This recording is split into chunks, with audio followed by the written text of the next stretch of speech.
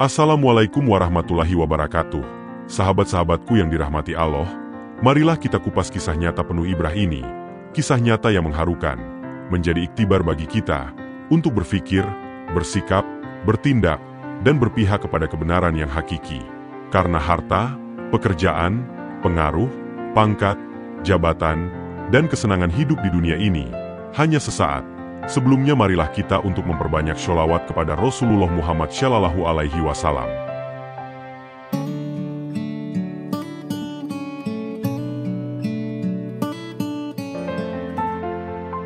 Kisahnya di negeri Andalusia Spanyol, sekitar tahun 90-an, ada seorang jenderal yang bernama Adolfo Roberto. Dia pemimpin penjara YG terkenal bengis, tengah memeriksa setiap kamar tahanan. Setiap sipir penjara membungkukkan badannya serendah mungkin ketika algojo penjara itu berlalu di hadapan mereka. Karena kalau tidak, sepatu jungle milik Tuan Roberto itu akan mendarat di wajah mereka. Roberto marah besar ketika dari sebuah kamar tahanan terdengar suara seseorang membaca ayat-ayat suci Al-Quran yang amat ia benci. "Hai, hentikan suara jelekmu. Hentikan!" teriak Roberto sekeras-kerasnya sembari membelalakan mata. Namun apa yang terjadi? Lelaki di kamar tahanan tadi tetap saja membaca, bersenandung dengan khusyunya. Roberto bertambah berang. Algojo penjara itu menghampiri kamar tahanan YG sempit. Dengan congak ia meludahi wajah rentas sang tahanan. YG keriput hanya tinggal tulang. Tak puas sampai di situ, ia lalu menyulut wajah dan seluruh badan orang tua renta itu. Dengan rokoknya YG menyala. Sungguh ajaib. Tak terdengar secuil pun keluh kesakitan. Bibir YG pucat kering milik sang tahanan, amat gengsi untuk meneriakkan kata kepatuhan kepada sang algojo.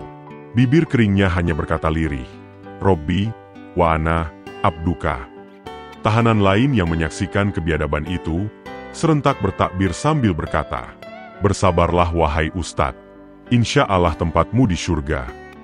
Melihat kegigihan orang tua yang dipanggil Ustadz oleh sesama tahanan, algojo penjara itu bertambah memuncak amarahnya.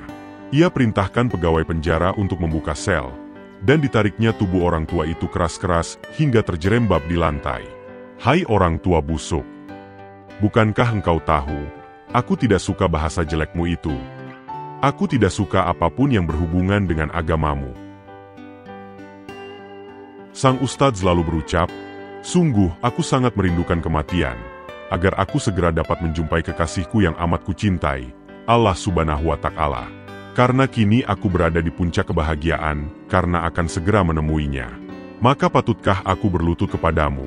Hai manusia busuk, jika aku turuti kemauanmu, tentu aku termasuk orang dua YG Shalim." Baru saja kata-kata itu terhenti, sepatu laras Roberto sudah mendarat di wajahnya. Laki-laki itu terhuyung-huyung. Kemudian jatuh terkapar di lantai penjara dengan wajah bersimbah darah. Ketika itulah dari saku baju penjaranya yang telah lusuh, meluncur sebuah buku kecil. Adolfo Roberto bermaksud memungutnya. Namun tangan sang ustadz setelah terlebih dahulu mengambil dan menggenggamnya erat-erat. "Berikan buku itu, hai laki-laki dungu," bentak Roberto. "Haram bagi tanganmu yang kafir dan berlumuran dosa, untuk menyentuh barang suci ini," ucap sang ustadz dengan tatapan menghina pada Roberto. Tak ada jalan lain. Akhirnya Roberto mengambil jalan paksa untuk mendapatkan buku itu. Sepatu laras berbobot 2 kilogram itu, ia gunakan untuk menginjak jari-jari tangan sang ustadz yang telah lemah. Suara gemeretak tulang yang patah terdengar menggetarkan hati. Namun tidak demikian bagi Roberto. Laki-laki bengis itu malah merasa bangga mendengar gemeretak tulang yang terputus. Bahkan, algojo penjara itu merasa lebih puas lagi ketika melihat tetesan darah mengalir dari jari-jari musuhnya yang telah hancur. Setelah tangan renta itu tak berdaya, Roberto memungut buku kecil yang membuatnya penasaran. Perlahan Roberto membuka sampul buku yang telah lusuh. Mendadak algojo itu termenung dan berkata dalam hatinya, "Ah, sepertinya aku pernah mengenal buku ini. Tapi kapan? Ya, aku pernah mengenal buku ini." Suara hati Roberto bertanya-tanya. Perlahan Roberto membuka lembaran pertama itu. Jenderal berumur 30 tahun itu bertambah terkejut tatkala melihat tulisan-tulisan aneh dalam buku itu. Rasanya ia pernah mengenal tulisan seperti itu dahulu. Namun, sekarang tak pernah dilihatnya di bumi Spanyol. Akhirnya Roberto duduk di samping sang ustadz yang sedang sakarat, melepas nafas-nafas terakhirnya. Wajah bengis sang algojo kini diliputi tanda tanya yang dalam. Mata Roberto rapat terpejam. Ia berusaha keras mengingat peristiwa yang dialaminya sewaktu masih kanak-kanak dulu. Perlahan, sketsa masa lalu itu tergambar kembali dalam ingatan Roberto. Pemuda itu teringat ketika suatu sore di masa kanak-kanaknya, terjadi kericuhan besar di negeri tempat kelahirannya ini. Sore itu ia melihat peristiwa yang mengerikan di lapangan Inkuisisi, atau lapangan tempat pembantaian kaum muslimin di Andalusia. Di tempat itu tengah berlangsung pesta darah dan nyawa. Beribu-ribu jiwa kaum muslimin YG tak berdosa berjatuhan di bumi Andalusia.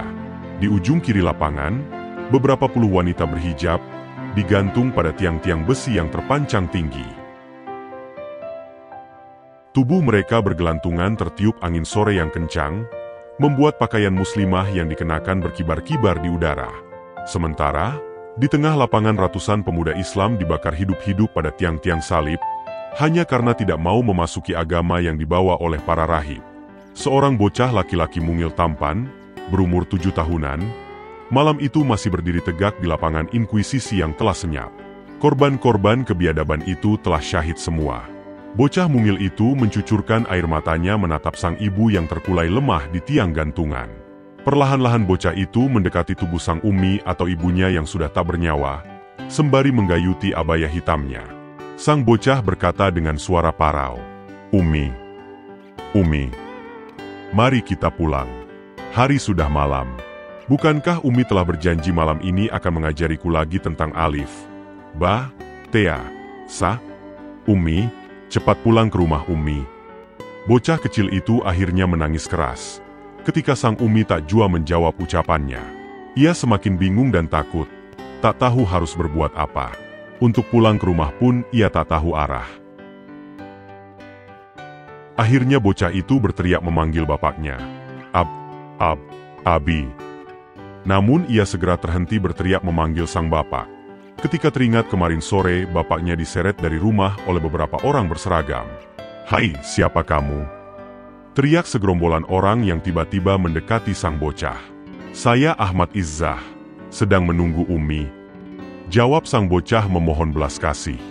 "Hah, siapa namamu bocah? Coba ulangi," bentak salah seorang dari mereka. "Saya Ahmad Izzah." Sang bocah kembali menjawab dengan rasa takut. Tiba-tiba, plak, sebuah tamparan mendarat di pipi sang bocah. "Hai bocah, wajahmu bagus tapi namamu jelek. Aku benci namamu. Sekarang ku ganti namamu dengan nama yang bagus. Namamu sekarang Adolfo Roberto. Awas, jangan kau sebut lagi namamu yang jelek itu. Kalau kau sebut lagi nama lamamu itu, nanti akan kubunuh," ancam laki-laki itu. Sang bocah meringis ketakutan, sembari tetap meneteskan air mata. Anak laki-laki mungil itu hanya menurut, ketika gerombolan itu membawanya keluar dari lapangan Inkuisisi. Akhirnya bocah tampan itu hidup bersama mereka. Roberto sadar dari renungannya yang panjang. Pemuda itu melompat ke arah sang tahanan. Secepat kilat dirobeknya baju penjara yang melekat pada tubuh sang ustadz. Ia mencari-cari sesuatu di pusar laki-laki itu. Ketika ia menemukan sebuah tanda hitam, ia berteriak histeris. Abil. Ia pun menangis keras. Tak ubahnya seperti Ahmad Izzah dulu. Pikirannya terus bergelut dengan masa lalunya. Ia masih ingat betul bahwa buku kecil yang ada di dalam genggamannya adalah kitab suci milik bapaknya, yang dulu sering dibawa dan dibaca ayahnya ketika hendak menidurkannya. Ia juga ingat betul ayahnya mempunyai tanda hitam pada bagian pusarnya. Pemuda beringas itu terus meraung dan memeluk erat tubuh rentanan lemah. Tampak sekali ada penyesalan yang amat dalam atas ulahnya selama ini. Lidahnya yang sudah berpuluh-puluh tahun alpa akan Islam, saat itu dengan spontan menyebut, "Abi, aku masih ingat alif, batasya." Hanya sebatas kata itu yang masih terekam dalam benaknya. Sang ustadz segera membuka mata ketika merasakan ada tetesan hangat yang membasahi wajahnya. Dengan tatapan samar dia masih dapat melihat orang yang tadi menyiksanya habis-habisan kini tengah memeluknya. Tunjuki aku pada jalan yang telah engkau tempuh Abi. Tunjukkan aku pada jalan itu. Terdengar suara Roberto memelas. Sang ustadz setengah mengatur nafas untuk berkata-kata. Ia lalu memejamkan matanya. Air matanya pun turut berlinang. Betapa tidak, jika sekian puluh tahun kemudian, ternyata ia masih sempat berjumpa dengan buah hatinya di tempat ini. Sungguh tak masuk akal. Ini semata-mata bukti kebesaran Allah. Sang Abi dengan susah payah masih bisa berucap, "Anakku, pergilah engkau ke Mesir. Di sana banyak saudaramu. Katakan saja bahwa engkau kenal dengan Syaikh Abdullah Fattah Ismail Al-Andalusi. Belajarlah engkau di negeri itu." Setelah selesai berpesan sang ustadz menghembuskan nafas terakhir dengan berbekal kalimah indah, 2 kalimah syahadat. Beliau pergi menemui Robnya dengan tersenyum, setelah sekian lama berjuang di bumi yang fana ini. Beberapa tahun kemudian, Ahmad Izzah telah menjadi seorang ulama besar di Mesir. Seluruh hidupnya dibaktikan untuk agama Islam, sebagai ganti kekafiran yang di masa muda sempat disandangnya. Banyak pemuda Islam dari berbagai penjuru dunia berguru kepadanya. Al-Ustadz Ahmad Izzah Al-Andalusi. Sang ulama berpesan kepada seluruh umat Islam sedunia. Jangan engkau pilih pemimpin yang menzalimi para ulama, dan jangan kau pilih pemimpin yang suka berdusta. Maka hadapkanlah wajahmu dengan lurus kepada agama Allah. Tetaplah atas fitrah Allah yang telah menciptakan manusia menurut fitrahnya itu. Tidak ada perubahan atas fitrah Allah. Itulah agama yang lurus, tetapi kebanyakan manusia tidak mengetahui. Al-Quran, Surah Ar-Rum ayat 30. Semoga kisah nyata ini menjadi iktibar bagi kita, untuk berpikir, bersikap, bertindak, dan berpihak kepada kebenaran yang hakiki. Karena harta, pekerjaan, pengaruh, pangkat, jabatan, dan kesenangan hidup di dunia ini hanya sesaat. Semoga bermanfaat serta menginspirasi dan menambah iman kita kepada Allah Subhanahu wa Ta'ala.